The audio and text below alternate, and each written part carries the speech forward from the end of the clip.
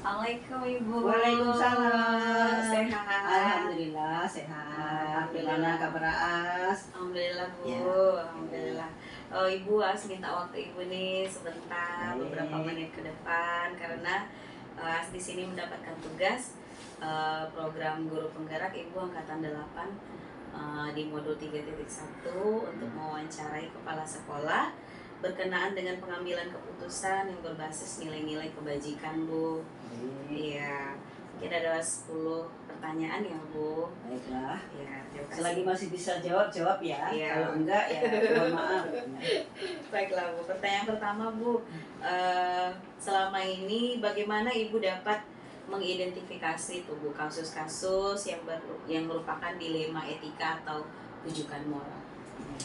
Sekali lagi di sekolah kita menghadapi banyak orang, pasti kasus itu pasti ada, itu tidak dapat dipungkiri. Jadi bagaimana kita untuk mengidentifikasinya, tentu memang setiap kasus itu harus diidentifikasi terlebih dahulu, apakah itu masuk ke dalam dilema etika atau rujukan moral. Oke Bu, pertanyaan kedua, bagaimana nih Ibu bisa menjalankan pengambilan keputusan itu terutama untuk kasus-kasus di mana nanti ada kepentingan Ibu yang sama-sama benar atau yang sama-sama mengandung nilai kebajikan. Iya. Jadi setiap masalah memang selain bukan hanya diidentifikasi saja, tapi kita memang harus mempertimbangkan segala sesuatunya dari nilai kebajikannya dari setiap masalah itu sendiri. Jangan sampai nanti bertentangan dengan nilai moral yang ada. Oke Bu, luar biasa sekali Ibu. Terima kasih.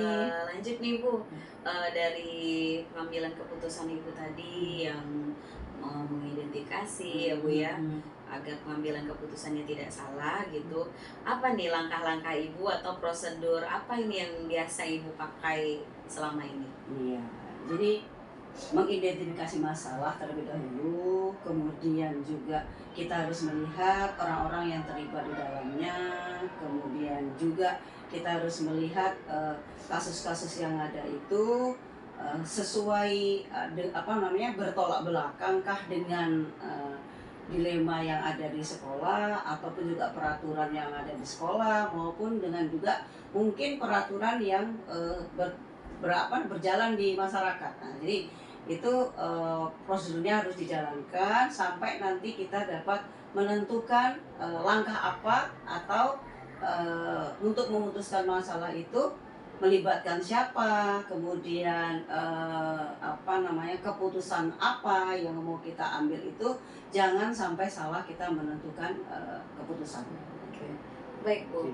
Berarti dari jawaban Ibu tadi langkah-langkah prosedurnya berarti harus mengumpulkan fakta-fakta dulu ya Bu ya? Betul. Oke Bu, yang keempat nih Bu, hal-hal apa saja yang selama ini Ibu anggap efektif ini Bu dalam pengambilan keputusan pada kasus-kasus dilema etika ini? Iya. Kita anggap efektif suatu masalah itu dapat terselesaikan apabila kita dengan mengikuti langkah-langkah tadi ya. Yang terpenting bahwa langkah itu prosedur yang sudah kita tentukan tadi itu kita ikuti, kemudian kita uji balik apakah dengan yang langkah yang kita ikuti tadi itu dapat menyelesaikan masalah tersebut dengan baik. Ya, bisa dikatakan kita refleksikan lagi gitu ya Bu ya. Ya, Bu. Sama lah ketika kita di kelas juga, apakah ini pembelajaran kita itu berjalan dengan baik apa tidak, maka dengan cara merefleksi pembelajaran. Sama juga setiap kasus, nah setelah kita selesaikan, kita refleksikan kira-kira yang sudah kita selesaikan tadi kira-kira bagaimana menyelesaikan masalah atau malah menimbulkan masalah, kan gitu. Baik Bu, pertanyaan kelima ini Bu, apa saja nih Bu selama ini yang merupakan menjadi tantangan Ibu dalam pengambilan keputusan pada kasus-kasus dilema etika yang sudah pernah? Tantangan terbesarnya adalah benar apa tidak keputusan saya ambil, dan yang kedua adil apa tidak, merugikan orang lain apa tidak, itu menurut saya yang paling besar. Benar Ibu, jadi dilema gitu ya Bu ya. Betul. Benar sekali Ibu. Berikutnya Ibu yang keenam, apakah Ibu punya tata kelola atau jadwal nih Bu, misalnya apakah Ibu langsung pada tempat itu atau waktu itu dalam pengambilan keputusan, terus kalau memang iya ada jadwalnya atau tidak, apa nih bentuk prosedur yang Ibu lakukan? Iya. Masalah itu tidak direncanakan yang pasti. Nggak ada orang yang mau memiliki masalah, ya kan? Nah, jadi masalah tidak direncanakan. Jadi ketika kita menyelesaikan masalah itu, tata kelola sebenarnya tidak ada tata urutannya ya, begitu. Jadi tergantung dari masalah itu sendiri juga. Jika memang masalah itu ringan, bisa diselesaikan, segera diselesaikan. Jika memang masalahnya itu setelah diintegrasi memang berat, harus mengikuti langkah-langkah berikutnya. Namun ketika kita menyelesaikan masalah itu apalagi berkaitan dengan seseorang, kita juga harus memilah dan memilih tempat. Tidak asal langsung di tempat tersebut.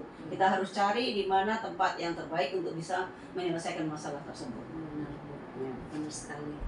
Baiklah Bu, pertanyaan ketujuh nih Bu.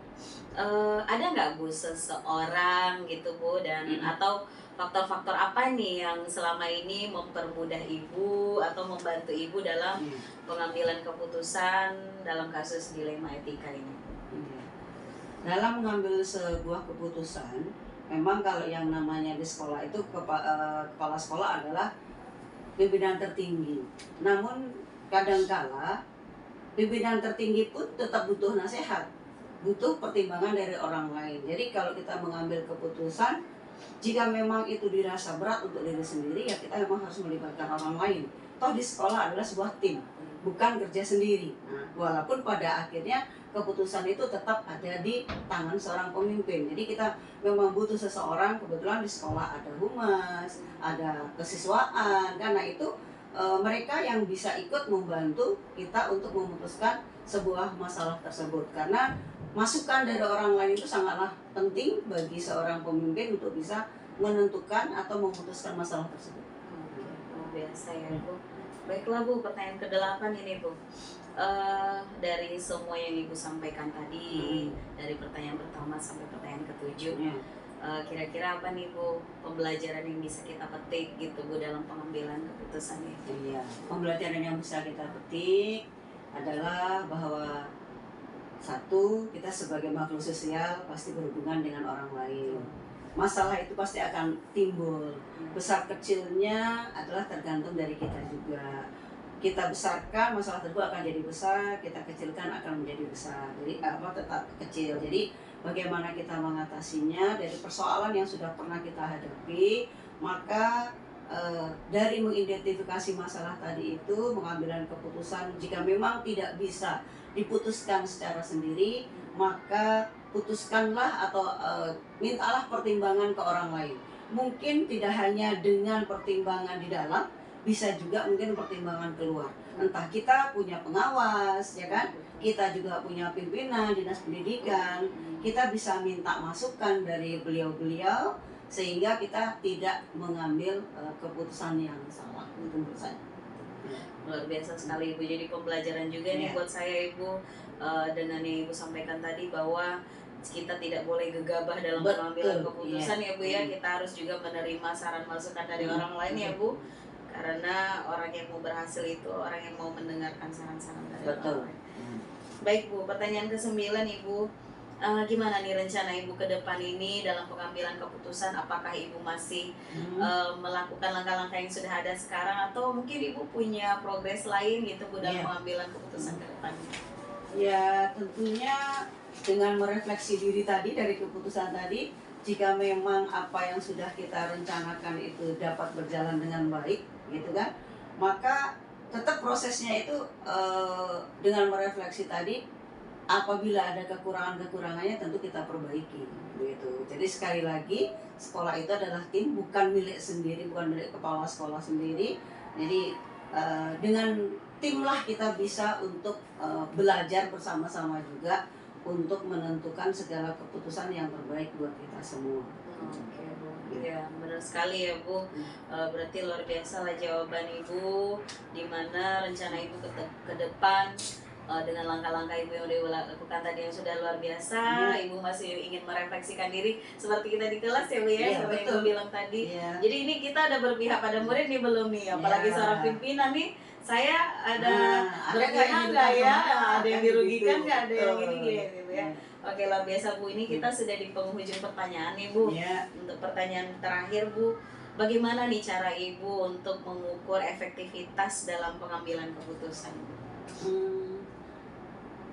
efektivitas pengambilan keputusan apakah itu sudah efektif atau belum, tentunya dari yang tadi, dari refleksi diri tadi. Nah, jadi dari refleksi diri tadi kan memang kita untuk mengukur kan, mengukur apa yang sudah kita lakukan ini sudah tepat atau belum kan itu. Jadi itu yang pertama, refleksi. Kemudian yang kedua itu tadi, mungkin di dalam perencanaan berikutnya, setiap di awal tahun atau di setiap awal tahun pelajaran kan kita juga pasti ada mungkin rapat awal tahun itu. Kalau di akhir tahun kan dengan refleksi tadi, oh iya kita punya masalah ini, bagaimana kemarin kita sudah dapat menyelesaikan. Nah, kemudian kedepannya ketika kita ada masalah lagi, kemudian kita merencanakan apa yang bisa kita lakukan di ke depan jika ada masalah seperti ini, atau mungkin ada masalah mungkin yang lebih besar dari ini. Dan ini juga sudah memang berdasarkan pengalaman kita juga di sini, dan alhamdulillah memang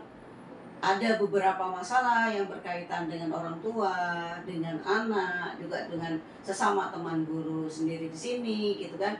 Alhamdulillah dengan tidak perlu campur tangan dengan orang lain dari luar, kita dapat menyelesaikan masalah dengan baik. Jadi efektivitas dari pengambilan keputusan yang sudah saya lakukan selama ini, alhamdulillah bisa berjalan.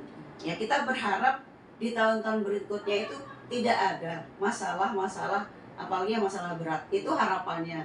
Tapi kita harus selalu siap menghadapi setiap persoalan, karena namanya orang hidup, Pasti hidup punya. saja sudah menjadi persoalan kan begitu. Jadi intinya siaplah menghadapi segala persoalan, apapun itu.